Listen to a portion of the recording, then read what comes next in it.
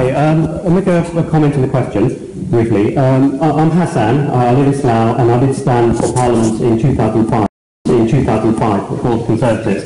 To answer your question, Bobby, one way to deal with the radicals is to confront them publicly. I was labelled as an unbeliever by some of these radicals here in the UK, and I did try to engage in public debate, but they actually backed down. And there's this group which is now banned in the UK, and the leader is now in Lebanon. So that's the only way you're going to confront them, through public debate. That's how they're going to be exposed, and that's how you can reach these people who are being influenced by them. My question to you, slightly different topic. I have heard your talks on the right to life. I do respect the Republicans in making this a very public policy. In the UK, us Conservatives, we don't have a policy on that. It is a matter of individual conscience. But I think most Conservatives here are pro-life. So the question to you is, how can Republicans and Conservatives here and everywhere, even Christians, Muslims, people of other faith and non-faith, work together to fight for this most fundamental right, which is the right to life? Thank you for the comments and questions.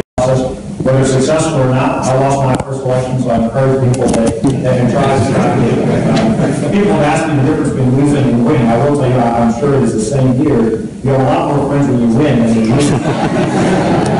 I remember after I won, we called them members of the legislature. I had a local representative come see me. He said he had endorsed my opponent and publicly attacked me. He said, "Bobby, I was secretly for you." In politics, I don't know how that works. The next time I want you to be secretly the other guy. On the question of being pro-life, it's an interesting issue, and that it is a matter of deeply held convictions. It's a matter of conscience. In my own state of Louisiana, I am a Republican, I am pro-life, but it's actually a bipartisan issue. We have several Democrats, that's the other party in our state, that are in our country, that is also very largely, the majority of those Democratic legislators in both our House and Senate, what we call our two branches of the legislature, are all also strongly pro-life. My Democratic predecessor as governor, Governor Kathleen Blakely, who came before me, was also pro-life. And so, in our state, it's not necessarily a partisan divide. There are members of both parties that join that conviction, that belief. Ironically enough, this Saturday is the annual March for Life in the state of Louisiana.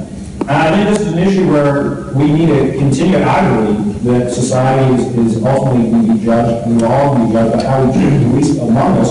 And I view this as an issue where we do need to strive to protect innocent human life. I also think it's, however, a debate where we need to be careful in the terms we use and respectful of others, because it does involve very strong feelings in folks on both sides of this issue. In our country, I think polling shows, objective independent polling, Gallup polling does show that there is a growing sentiment that is describing itself more and more as pro-life compared to the previous years.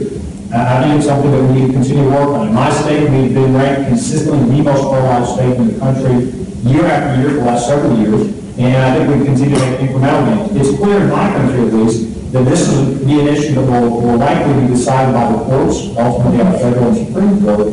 In terms of how do we continue to make progress, I think we continue to work together, and I think we continue to be respectful in our tone and how we approach this debate. I think with more awareness, at least in my country, I've seen the Gallup polling that the trends do seem to be moving more in the direction of protecting life. Good one.